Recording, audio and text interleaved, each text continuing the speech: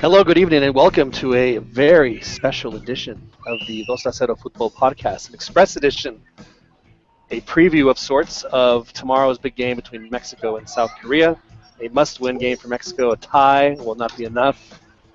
5 points is not going to be enough for them to advance into the next round, so we will discuss that somewhat exclusively for you folks that were waiting for us to talk about Chivas TV and other things. We will do that in our regular edition of the Dos a Cero Football Podcast. But tonight it's all about Mexico and their Olympic chances. How are they going to make it to the next round and play what in all likelihood will be, it will be the winner of the Argentina-Honduras match, and there's no guarantee it's going to be Argentina either. So it's we'll see how that plays out. But as always, we have a distinguished panel of commentary tonight, and we, if I'm not mistaken, I believe we also have interactive ability again. Is that correct, Mr. Albert Campa? Yeah, correct. I got the lines up and running, waiting for call-ins. And what is that number for the folks to call in? The number is 724-707-3826, and then I'll ask you for a PIN. You just type in 13118. I hope everybody was paying attention and they wrote all that information down, but I'm sure you posted that information as well on our YouTube page. You're live on YouTube right now, and I'm sure you will also tweet it out to our dozens of followers on the Dos a Cero Football Podcast. So, yes, please, by all means, interact with us. We want to hear what you say in this very special, limited edition, the Dos a Cero Football Podcast LE.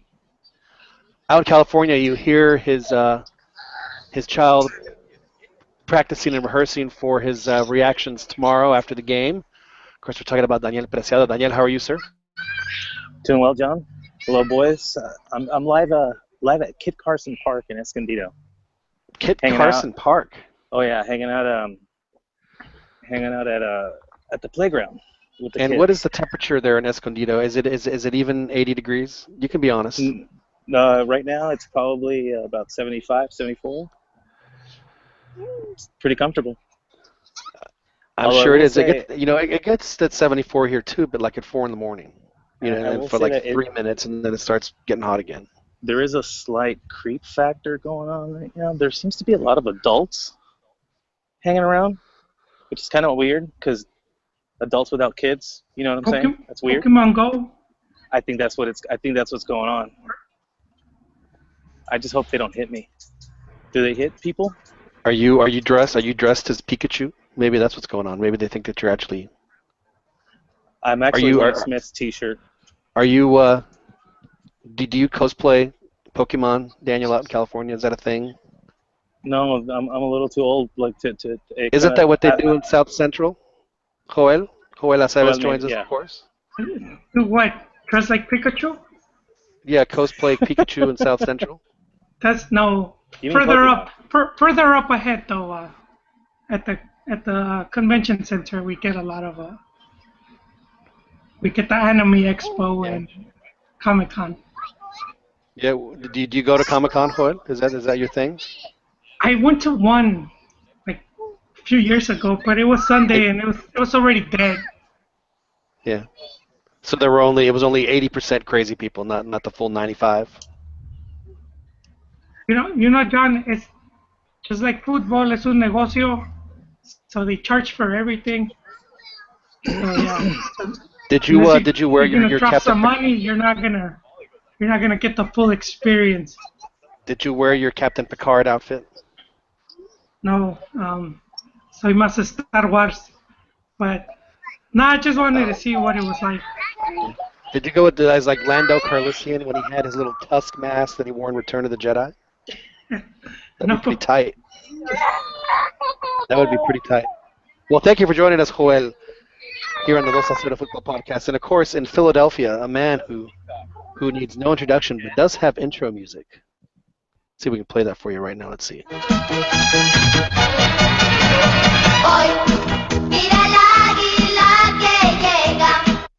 Of course, we'll talk about that a little bit later. Of course, we're talking about Ronald de Luna, who has quite a following on the 2-0 Football Podcast. People really enjoy his America commentary. Hey, what's up, John? How are you guys doing? It's great to have you with us. I know that you've been unable to join us for the past few weeks because you are getting your master's in architecture. Congratulations. How's that going?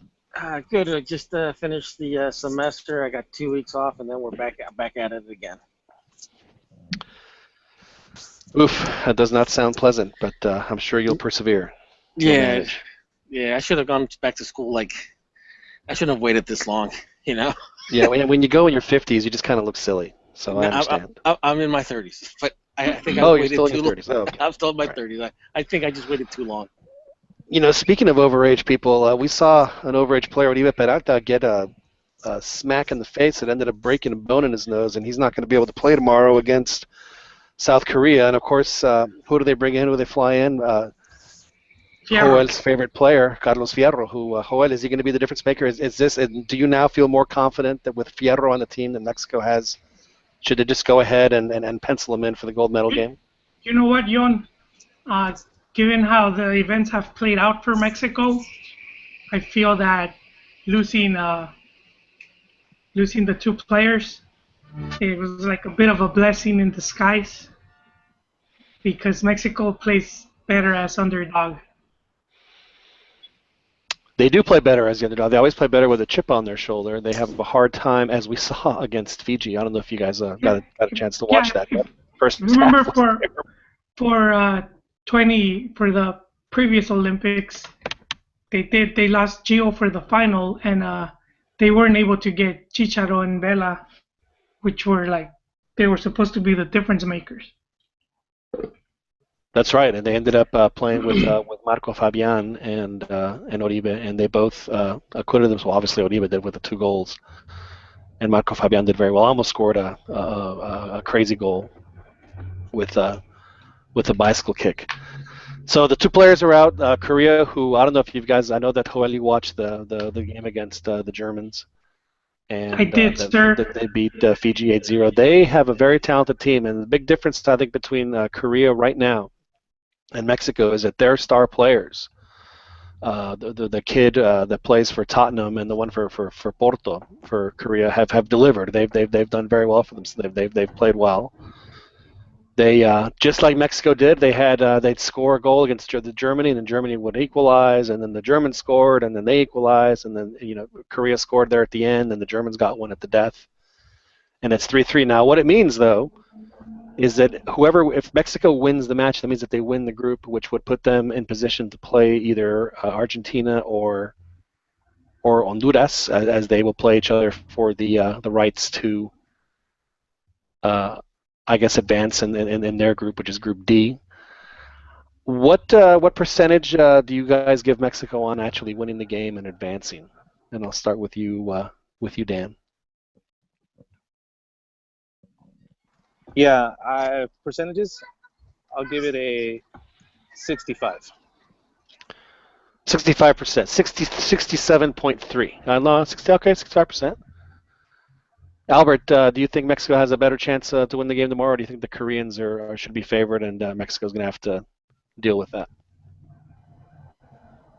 Yeah, I think the Koreans are favored because Mexico now has no real goal scorer. Kubel needs to step it up or something, but I think Joel brings up a good point about Mexico feeling the pressure and feeling the need to step up their game and thinking with Fiji that, okay, we're going to win no matter what, somehow the goals are going to come. So during this game, they're going to be starving and hungry and typical playing up to a challenge that they have in front of them. So I think they possibly could do well. I think it's going to be close, but I think they could pull it out. Yeah, there's no question they can pull it out, and obviously, I know that a lot of folks had said that Korea was actually going to be the team that was going to give, that was the quality team in the draw. Obviously, everyone sees Germany, and Germany has played well. There's no question, but Germany's reputation certainly is worth about a goal. It seems like a goal or two a game when they play in tournaments like this. Ronnie, do you think Mexico has a good chance to pull it out tomorrow, or do you think that we're? No, I think I did. I think they did. Not watch the game. No, I watched the game. I think they do. I mean, I'm not trying to take away any credit from the Koreans because Korea and even to a certain point Japan, they have a similar style of the Mexican. You know the way the Mexican teams play, where they like they're good on the ball, they're fast, they like to play compact and stuff. So I mean, they are dangerous in that regard. But I think that Mexico knows how to. At least in the last 10 years, Mexico's youth teams have been able to, play better at these youth tournaments. And I know it's not technically a youth tournament, but it still is because most of the players are under 23. I think that they have a good chance. Yeah, there's no question. I mean, I don't think anybody that think, they have, why they're even bothering to play. It's going to be terrible, blah blah blah. But obviously, they have a really good chance to win. Now, where I think that Mexico really needs to step up their games in the midfield. I mean, even I couldn't believe it, but in the game against Fiji, especially in that first half, they had. I mean, their midfield was. They could not get control of that game, which I found quite disturbing. It seemed like. Go ahead. No, you're right. But one of the things that I actually, from what I've seen of this Mexican team, they're not really getting beat in the back, and that would scare me against a team, like Korea, where they're pretty fast. I don't see how with Osorio's team, we were like I know Joel and I, when we talked, we could see these holes in the defense. And I don't see those type of holes in the defense. I just think that there's a transition between the defense and the midfield where they kind of get stuck on the sides, on the flanks, which, it could, a lot of things that you can do to kind of like decongest, the zones. But as far as like, I don't see them having like, those type of holes where they're going to get beat on the back. I saw them against Germany. Germany was tearing up that left side with that one speedy dude. Well, let's talk about that. I mean, that guy. That could be another. What's the name of that guy? Gnabry. Yeah, he is clearly the best player in this tournament. I mean, there's no question. And, what's the name? Gudenteit? Too. Korean's got the same type of speed. Was it Gudenteit? Was it Gudenteit? So yeah. Beto? I don't know, man. I don't know. I don't know what you're talking about. Okay. But he's a speedster, and he, not typical of a German player. Hello, BBC. but he's a speedster, and the Koreans are speedy also. So that backline needs to be careful. And of course, this happened during Germany. Whenever Mexico went up, Germany brought the heat, and then Mexico sort of like collapsed a little bit. What I noticed, especially in the Fiji game, Albert, was that for whatever reason, Mexico could not handle that stalwart Fiji press. They were really, really pressuring the salida, and that's how Fiji was able to get their goals. And if I were Korea, I would say, well, man, if Fiji can do that, obviously we're going to do it too. So I think that if Mexico can figure out a way to break that and send some guys, I think that they have a really good chance of creating some early damage. But just a matter of them recognizing it and doing it. Hopefully, it'll happen. It seemed like. Now we talked about in the previous shows leading up to the Olympics that there were some certain players that we thought were going to have really good tournaments, and there were some expectations. Obviously, the high expectations were on Pachuca's Edwin Chucky Lozano, and it doesn't seem like he has delivered on those expectations. Whereas I think the other player that I thought would really have an opportunity to shine, and Cesar Montes, I think has done a lot. Has shown the quality that he is, and I think that Chucky really is kind of missing out on an opportunity to display his considerable talent. Seems like he's just not doing too well, and the coach noticed, and he ended up pulling him in a game against Fiji, and Ponchito comes in and they score 5 goals in 20 minutes. What's going on with Chucky, Joel? Pecho Frio, John. I saw him. He disappeared. At least for me personally, he disappeared in the final. and then. Didn't he score a goal in the first leg, but not in the second? You said in the second leg of the final, or in the entire? I mean, he just wasn't as dominant as we expect him to be. And then also when it mattered at the Centenario, again, like he didn't show up. And then here, which was supposed to be, a better stage for him, we saw him miss two goals against the Portero against Germany, which would have been huge. So what frustrated me with Chucky, and I was, he seems like he'd be the kind of player, and I noticed this a lot more with players, especially in this part of the world, is that for whatever reason they don't have the confidence to just try the one touch. Like if Chucky would have just tried the one touch on both of those instead of trying to acomodar and then find a spot. And John, this isn't to say that Chucky's not good or that he's not talented and has great potential. That is very obvious. It just means that he just can't handle that pressure, at least not at this moment. So he needs to learn how to handle it. Is that something that you think that you can learn to handle, or are you born with the ability to handle it? To be honest, I don't know, John. I think that's something the players, or also person that comes. Were you born to handle the pressure? Or were you born to handle the pressure, Joel? No, I just learned it recently, John. Yeah, you did? To crumble. Se really? enojaba la novia and I used to crumble, John.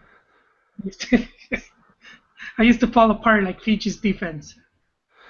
So yeah. you would open up like a sieve, like Moreno and. I'll turn into Mexico against Chile. It was brutal. La boda roja. John. La boda roja. I don't want to go back to happy thoughts. Is she listening to you right now? No, that was before, Oh, this was before. Oh, so this is okay. Not this. That's it. Yeah. When I was young. No, I understand. Well, were you able to make things right again? Yeah. No. We're just talking about confidence. Okay. You just get to the point where you either become more confident just through your life experiences, which I think we could use Layún as an example. Miguel Layún, absolutely right. He goes to Atlanta in the Serie A, plays maybe 15 minutes in the whole season, comes back, people blame him for everything. He embraces it, just like the Dos a Cero football podcast, puts it on his shoe, todo es culpa de Layún, takes America to a couple of titles, has a good World Cup, goes to Porto, does very well, and now has been used on the wrong side on his national team. But not only does good, he was one of the best passers in Europe for assists.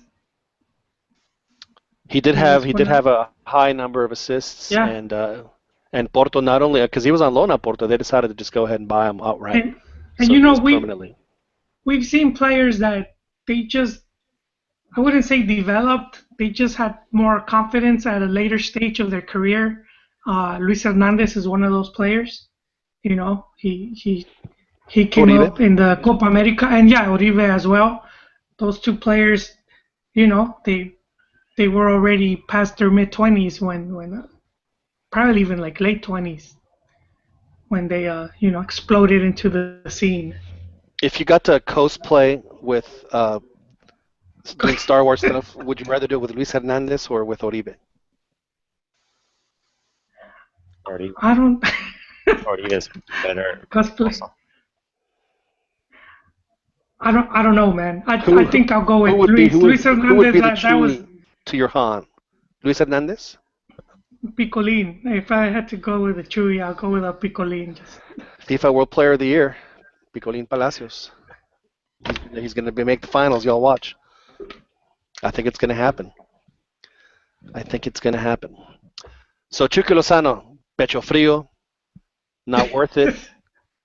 I know that Juan he's not with us tonight, but I'm sure that he would have some extra cancha information for us that I'm sure that he would like to divulge. I don't know. I think you guys, you're right. I mean, Chucky's the kind of player I think that is immensely talented, but he needs, obviously, he's never been able to, or hasn't yet, figured out how to deal with the I like to call like when he has the dry mouth, how to deal with that, and he just hasn't quite done it yet.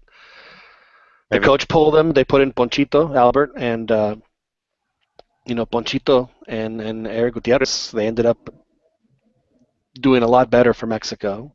I'm sure the coach gave him a good talking to as well, and they ended up scoring the 5 goals against Fiji. Could have scored a few more, but got sloppy. And because of that, now they face that must-win against Korea, who is a much more dynamic team than obviously than Fiji, and probably a little bit more than what Germany showed them. So it is definitely going to be interesting. Do we have any callers yet? Was that a caller? Oh no, that was not callers yet. I've tweeted twice and no callers, no takers tonight. Well, I guess this is a special edition, so yeah, they're caught off guard. They are caught off guard. But I'll support, because I feel a little bit of hate is going towards Chucky from Joel. I'll say I think he played pretty well. Hate? That's not hate. That's just my take on him. Yeah. Hate would be if I wanted him not to do No it. le voy a discutir con usted. Negativity. I think he did. Tampoco, Chiquis. This is being it's being upfront about it. I think it's pretty obvious that Joel is still upset about Chivas TV. Let me bring another perspective there. His modem isn't strong enough. Against Germany, he played actually really well in Copa Centenario. I think he played really well, except for the last game, of course. But he when it mattered, you mean? Yeah, certainly. But you can't blame the 7-0 on Chucky and Chucky. I mean, they never had the ball. He needs a certain situation to excel. He needs to use his speed on the counter, open field, and that's what he uses to take advantage. Now in the Germany game, yeah, he did miss 2 open goals, but I think other than that, he was dangerous. Yeah, but they weren't open goals. I mean, he had a chance to score, and then he would settle the ball, and that gave the goalie both times chances for him to cut off the angle really quick. I mean, but Jorn, if you're being valued at $30 million, you have to put those in. Joel, there's no question. I agree with what I'm saying is that he thinks that that Conejo Perez is the goalie, who moves like a sloth, and he's got this this 20-year-old German kid who's obviously 100 times faster than Conejo, and he thought that he had enough time to do what he needed to do, and obviously it didn't work out for him. I mean, I agree with you, believe me. I mean, and the worst part about it is that he didn't learn the second time. The second time, the ball came to him. Now, obviously, we can always tell when you play what kind of speed you can always, is how the spin is going to affect your shot. And maybe he thought, maybe it's not going to work for me. So very, very reminiscent of Luis Hernandez at the France '98 World Cup. Same type of miss. I think he's going to grow into it. He did real well in the youth tournaments, so it's not like he hasn't done good at all. So did Freddy Adu, Chiquis. Yeah, but this is a different. Yeah, I think he's dangerous. Freddy Adu was never dangerous with the national team. This guy's. Now I will give it Joel, that I think that right now, even on this team, I think that Chucky is probably better as a second half. Like give him 35 minutes in the second half. I think he would be, and then maybe that's another thing. Maybe the coach says, you know what? Obviously, this is something that you're not necessarily ready for. Let's ease you into it. We're always very quick. Now I know that there's guys that just have it and it just happens, but it seems like in this part of the world, both in Mexico and the U.S., if there's a player that shows any kind of promise, everyone is they're so quick to see how fast is he going to be our Pele. How fast is he going to be our Messi or Maradona? And yes, we saw it recently with Chofis. He had two good games. Two good games in youth.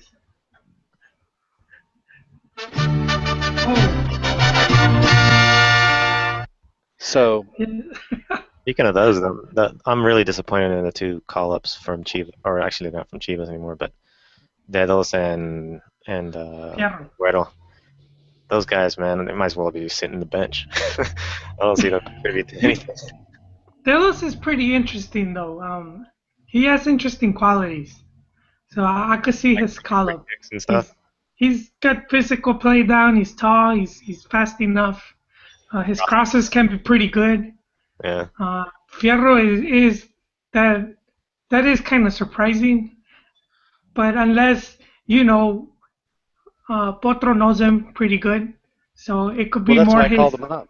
his off the ball movement, or he could just not necessarily be the goal scorer, but he could help, in other aspects, tactically, abrir espacios, jalar marca, stuff like that, where he'll just know what he has to do. Well, he's been playing for Fierro, Fierro's been playing for Potro since the U17, so he obviously is very comfortable with him. Who's he going to take? I think Kubel should be in front of him. I don't know who. Man, Kubel should be the guy. He's good at headers. He should take Oribe's spot. Take those crosses from Dedos. He needs to be more aggressive and more like killer instinct, but he needs to be the guy. I don't see Fierro taking his spot or being a better option for Mexico. Well, the sad thing is that honestly, who would you have taken? Well, we talked about Gio. That's who I would have taken. That wasn't gonna happen. It should have. I don't know why. MLS would have gone. No. I mean, obviously, in a perfect world, that would have been nice to happen. But I mean, realistically, you had to take somebody from the local league, and you had to take at least one U23. I mean, there's a large number of U23s that play in Mexico, and like 90% of them play for either Pachuca or Chivas right now. That are playing and they get time in the league. Isn't Dedos with Pachuca? Yeah. Their whole team is gone. Why don't they say no? Exactly. Yeah. So you don't think that there were good choices there? Yeah, I mean, Albert. I think they're a lesser choice than what they had out there already. Sadro and Oribe. Well, obviously, because I mean, if they were a better choice, they would have already been on the team. There's other options, I think, like Gio. Yeah. I even think Orbelin would have been better than any of those dudes. Yeah, well, I mean, the fact that Orbelin isn't on the team, and the guy that I thought for sure would have been just a really valuable addition to this team was Gio's brother Jonathan. I thought that he would have been, for a team that lacked just smarts in the midfield, Jonathan would have really, really, really done well to control everything. He would have been the conductor the whole bit. It would have been. He does very well at that. I'm not sure why. He does pretty good shirtless pictures on Instagram too. I think Ronnie would appreciate. Does he play ping pong? Pocket pool? I think it's called Ding Dong. I think it's called Ding Dong. I think John hasn't seen the Gibbs. Hello, BBC. It's a new game, John. I'm sure it's very interesting. You really jarred something loose, Tiger.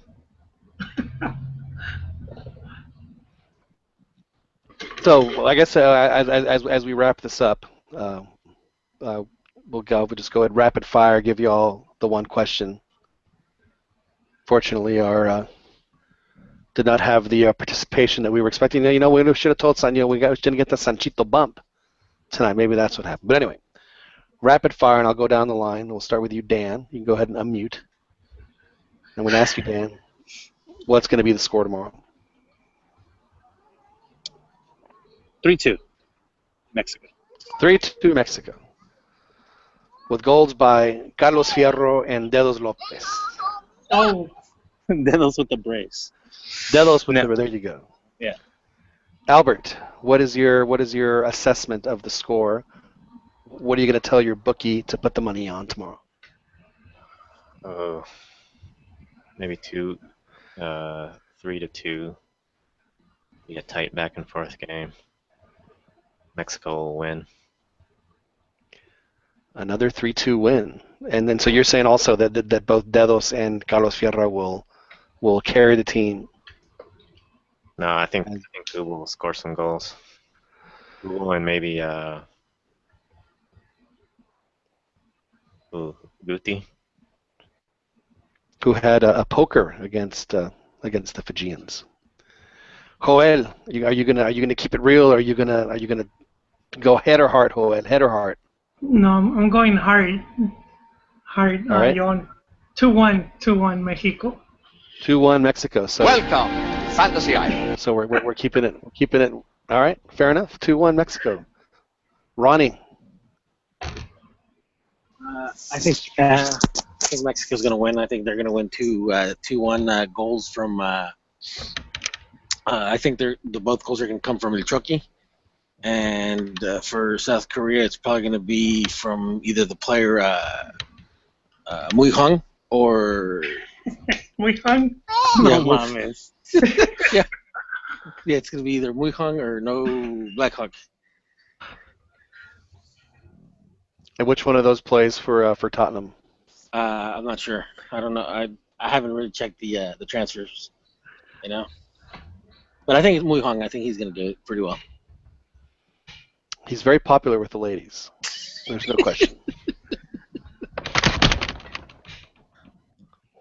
Well, I have to admit, I'm surprised that all of you have been so optimistic with the game tomorrow. Now remember, these two sides face each other in London in the first game of the group that Mexico ended up tying, I believe, 0-0, where Raul Jimenez had a chance to win, and he had took a pretty good shot, but just barely missed, among some other missed opportunities. So there's going to be opportunities for both sides, I think.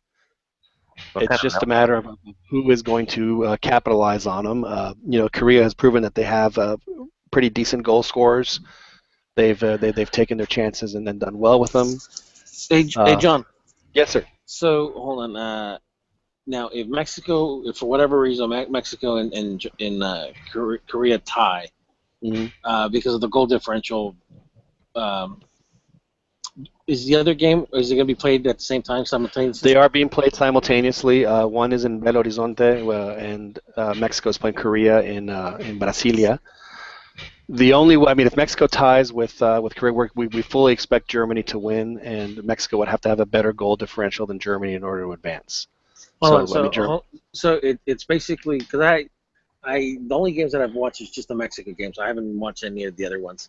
I did see a little bit of the Korea game, but I mean not.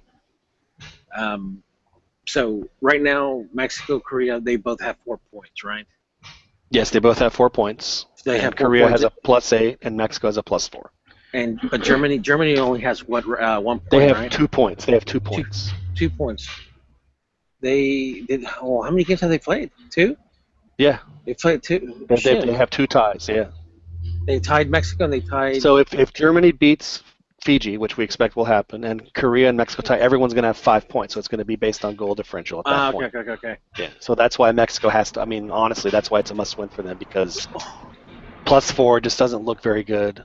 Well, no. Which is sad to say. It's 4 teams in the group, right? It's 4 teams in the group. So hold on. So if Germany lost to Korea, correct? Germany tied Korea. Tied 2-2. Oh, they tied. Okay, never mind. They tied. Okay. Yeah. So that's. Now they almost lost. They got a late equalizer on a deflection on a free kick. So yeah, it was. A meltdown would happen. Mexico bombs out of this. So they lost, and then after this.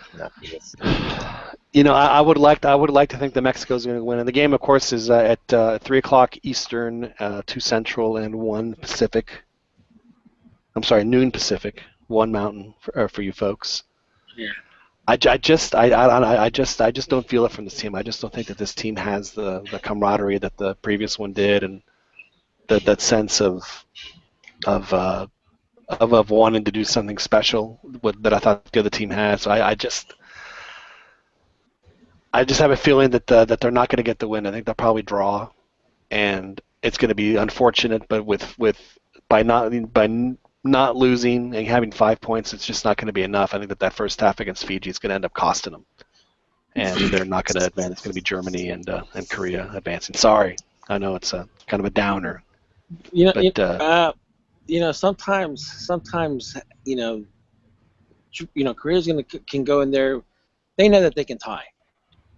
But how sometimes that tends to that complacency sometimes tends to bite you in the ass. Well, see, and that's what we talk about. That you said, I forget if it was you or Joel or maybe it was Albert or Dan. I can't remember who it was. so Mexico plays better as the underdogs. I think that Korea is one of those teams like Mexico that has a hard time playing as a favorite. Uh-huh. So I think that is certainly a possibility. Maybe I should change my answer. No, I've already said it's going to be a draw. But you do know. I don't know if you guys remember. Potro was the coach in 2013, and the team had a really rough group stage where it seemed they weren't going to make it through, and they ended up playing the final.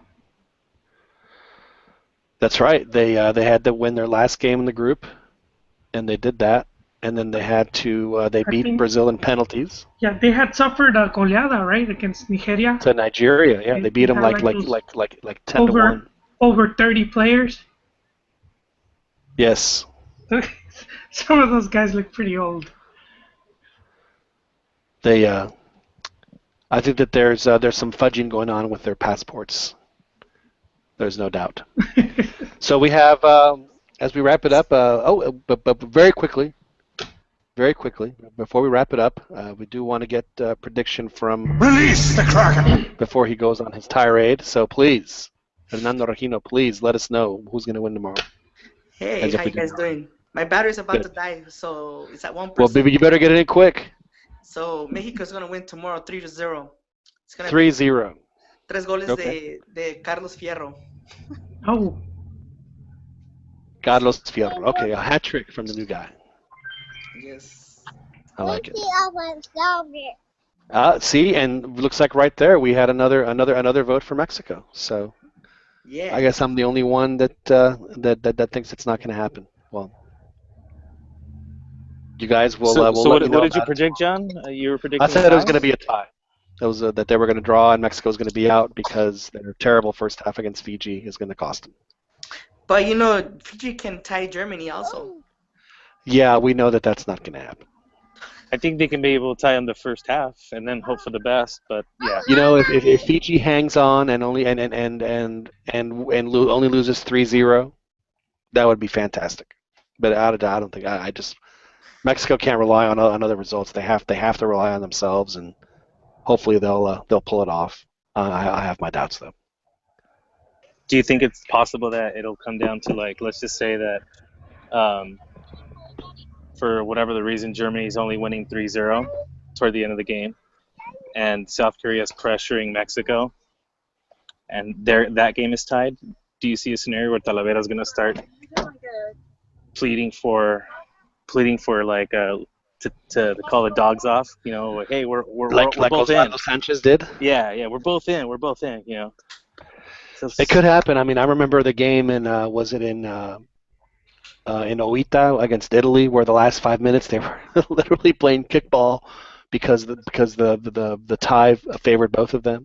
Yeah, but it was the Italians that were signaling the Mexicans to stop the siege. Huh?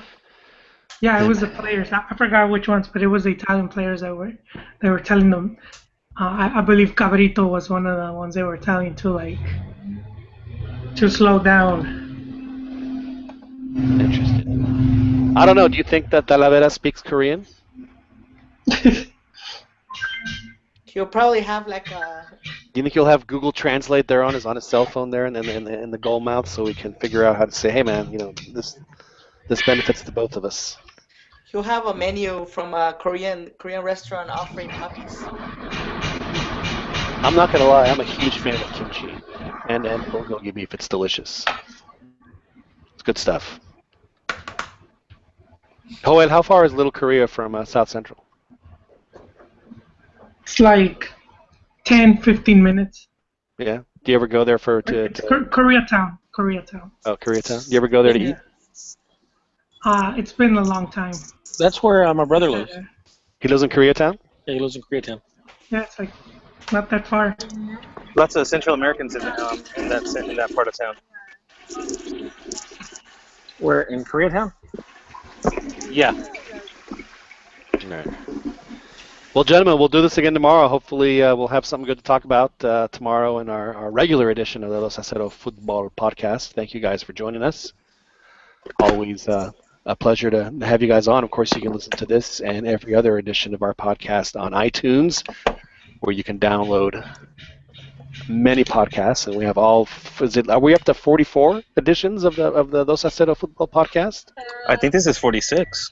46. That is some quality listening right there. That is, if you're flying to Thailand or something, pop in the Dos a Cero Football Podcast, and you will. It's like catching up on your favorite novela. It only takes like 5 minutes to get in, and then you're good to go the rest of the way. So I highly recommend it. Or for Fernando, who had that long drive when he had to drive from Phoenix to Santa Clara, I'm sure Fernando was listening to the Dos a Cero Football Podcast nonstop the whole way. He was listening to vintage Los Cachirules. Well, there was some parts where there was no internet, so I can't guarantee it. You mean you don't download them and have them like just on file, ready to go on your phone like everybody else, Fernando? No, man. I'm not really sure how that technology works. His iPhone doesn't have the memory for that kind of thing. His 2 gig iPhone. Yeah. I actually have a the iPhone 3 iPhone, but it is kind of full now. Well, you got to take all your porn off, Fernando, if you want to be able to have the full repertoire. Are you calling me Ronnie? I don't need porn, man. The full repertoire of the Dos a Cero Football Podcast. You still want to show me your cucumber? So. Well, gentlemen, thank you very much for joining us. We'll talk tomorrow about the same time, 9 p.m. Central, 10 Eastern, and 7 Pacific.